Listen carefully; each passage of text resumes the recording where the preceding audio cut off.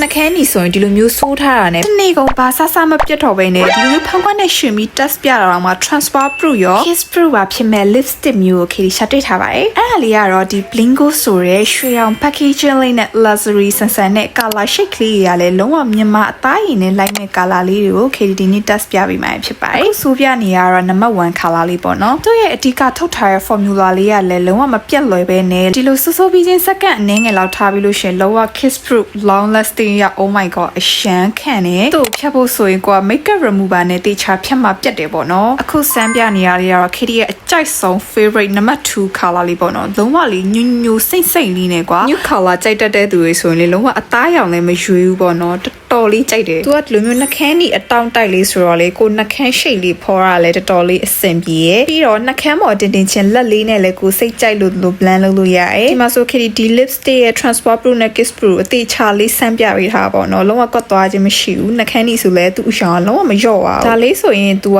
အနီပေါ့နော်အနီကမှလုံးဝရဲရဲတောက်လေးကွာဒီလားလုံးဝ strong woman fight ရရဲ့